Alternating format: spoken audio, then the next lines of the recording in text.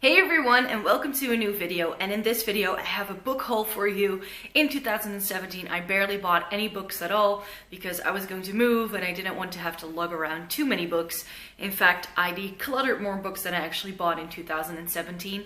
But now that I have moved, I figured it's time to add something more to these shelves. So that's exactly what I did, and I placed an order at Book Depository, and I definitely tried to get my hands on some books that were still on my wish list and all that. Yeah, I have books in different categories, and I'm just going to talk you through all of them. So here we go. So the first category in which I bought some books is nonfiction. There's only 2 books here, so that's why I want to get those out of the way first. I bought *Sapiens* by Yuval Noah Harari. I've heard great things about this book, and yeah, everybody's raving about this. And it's about it's a historical fiction, nonfiction book about you know, how humans came to be, I guess. And then the next one that I bought is *The Silk Roads* by Peter Frankopan, I think you say his name. It's got a stunning cover, and this sort of follows the trade route, the silk trade route, and a new history of the world. So how that sort of shaped world history, so to speak. When it comes to nonfiction, I really like history. So those are those 2 books.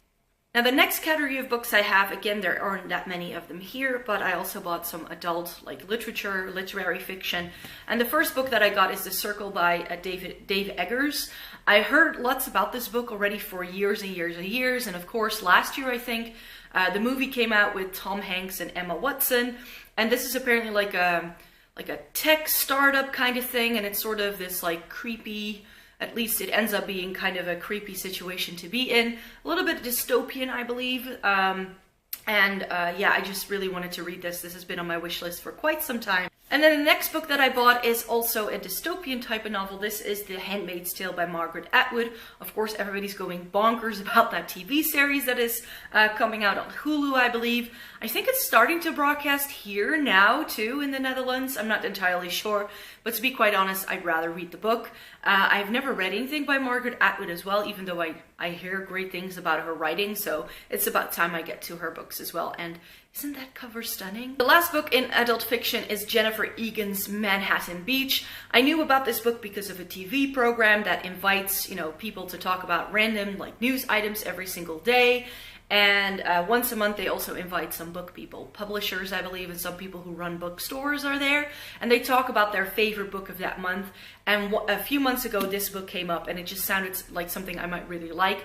By now, I have forgotten what this book is actually going to be about, but I just really remembering liking the way they talked about it in that program, and that's why I decided to pick this up. Now, you may know that I also really like a good deal of historical fiction, so I couldn't you know, I couldn't pass up picking up a few of those. And the first one I picked up is Jonathan Strange and Mr. Norrell. Again, this is a television series by the BBC as well. But this book, again, is one that has been on my list for such a long time. And I finally got around to picking one up. It's a really big one, though. So we'll see how that goes. Now, what I really, really like historical fiction-wise are like detective novels. And I found a couple that I might like. This is *Arrowwood* by Mick Finley, and this is about sort of like the Sherlock Holmes for poor people. At least that was what it sounded like when I heard about this. So I'm expecting Sherlock Holmesian kind of like riddles and murders and all that, and that this guy, this Arrowwood detective, is solving them. And then a friend of mine actually told me about the next book that I'm about to show you. This is Oscar de Muriel's *The Strings of Murder*. And this is set in 19th century Edinburgh. And again, it has to do with like a detective. And I believe someone is murdered. And it has to do with like strings of violins that are somehow to do with the murder. It's like something with violins and murders, pretty much. He told me about it. It sounded intriguing. I remembered if I'm going to place my next order at the Book Depository, I'm definitely going to pick it up. Last but not least is actually a book in a series. I already own the first 2 books in the series by M.J. Carter. This is the 3rd installment called *The Devil's Feast*. This is set again in Victorian London, and it's about 2 detectives, Blake and Avery, and they solve murder mysteries. This is seems again something that I might really enjoy. I tend to like these Victorian detective novels, so here we go. On that note of a continuation of a series, I have a couple of other books that I bought because they are continuations of series that I love. The first one is the last and 5th installment of Lookwood & Co.'s. This is The Empty Grave, and it's written by Jonathan Strout. I keep going on about this series. I absolutely love it. It is YA, it has mystery, it has an alternate London where ghosts are popping up, and there are 3 teenagers who are trying to set up this agency to try and get rid of the ghosts. This is the closing chapter of this story, which is very, very sad to me, but it is one of the bigger books in the series, so I think I will be definitely enjoying this. I gave all of these books 5 out of 5 stars on Goodreads, and I'm sure I'm going to be enjoying this too. A series that I got into last year is Jim Butcher's The Dresden Files, and I decided to pick up the 2nd book in the series. This is Full Moon, and I have no clue what this is about. I really enjoyed the first one, Stormfront, which is centered around this wizard called Harry Dresden, and he lives in Chicago and he tries to help people. Can't wait to dive right into this. So a book I read last year as well was Jay Kristoff's Nevernight, and I decided to pick up the continuation of that series called God's Grave.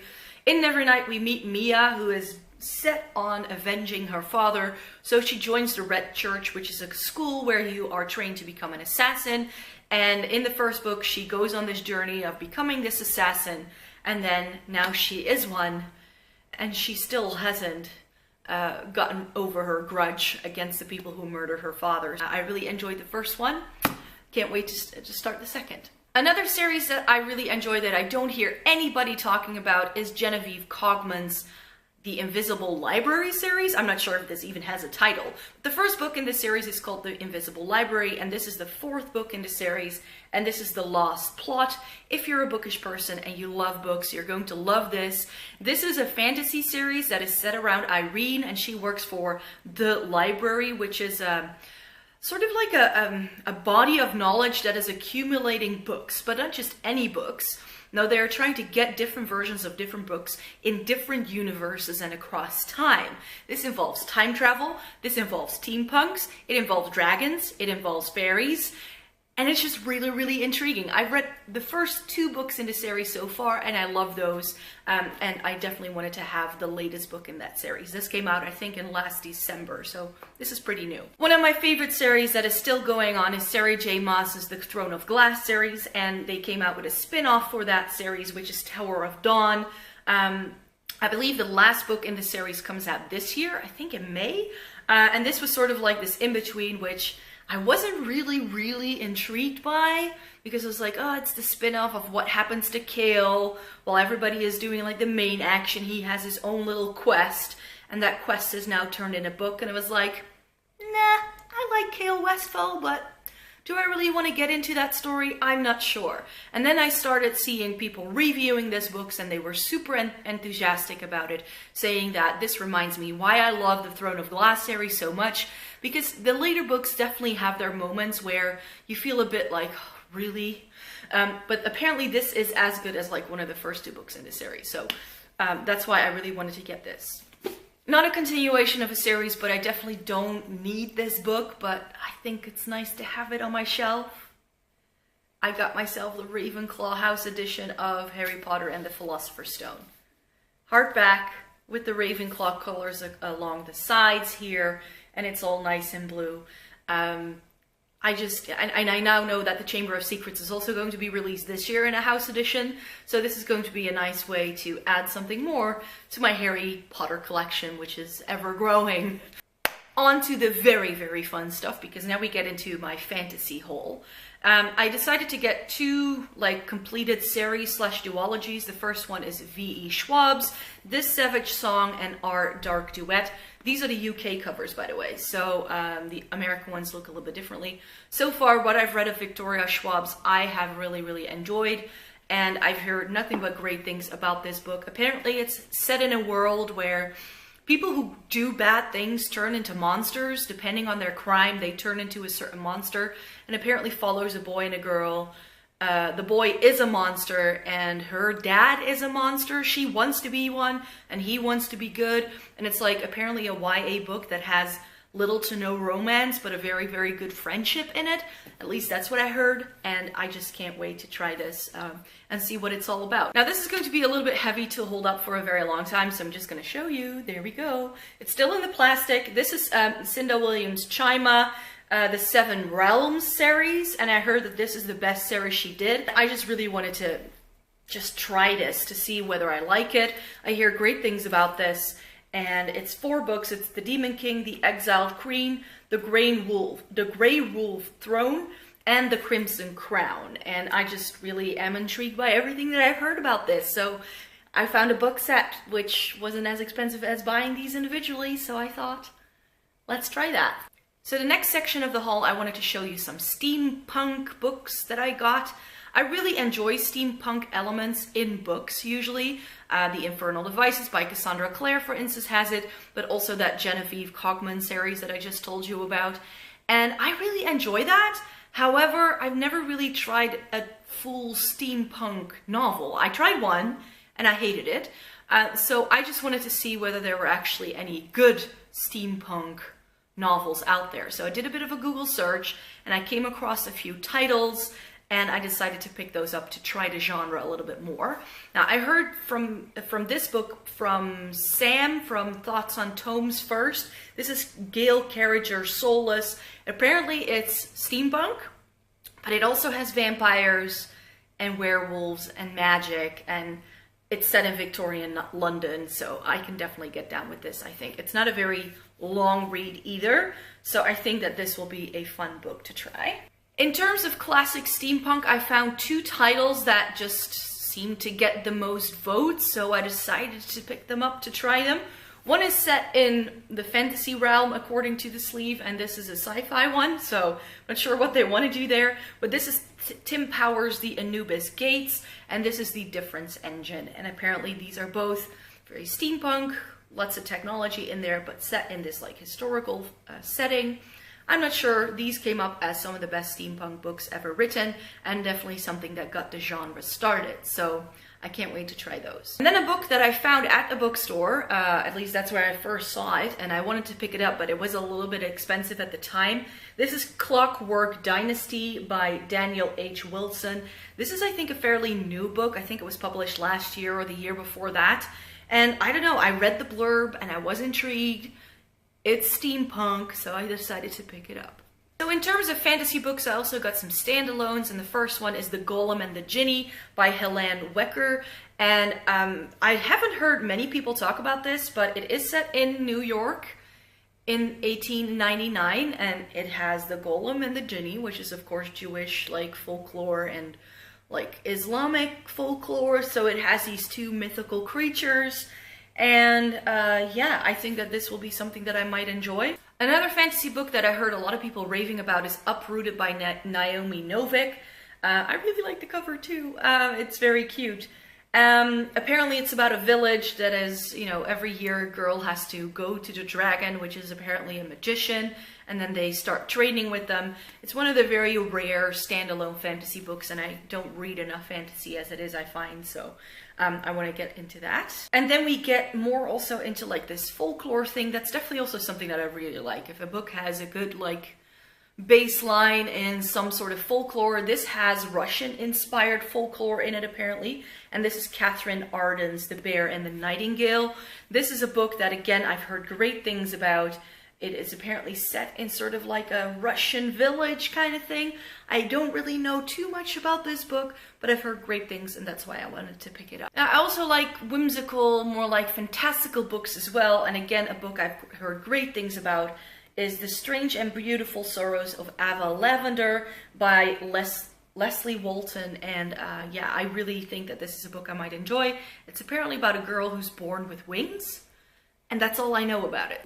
And then a book that I think everybody was raving about in 2017, and that's Laini Taylor's Strange the Dreamer.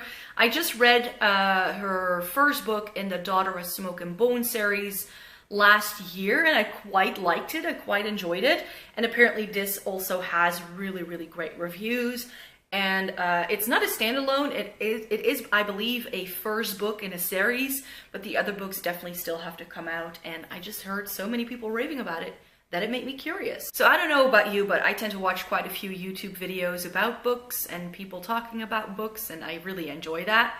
However, all these people are talking about books and book series that I have never heard of, and a lot of them fall into like the fantasy realm. So I decided to buy some first books in series so that I can try a little bit here and there to see whether I might like them.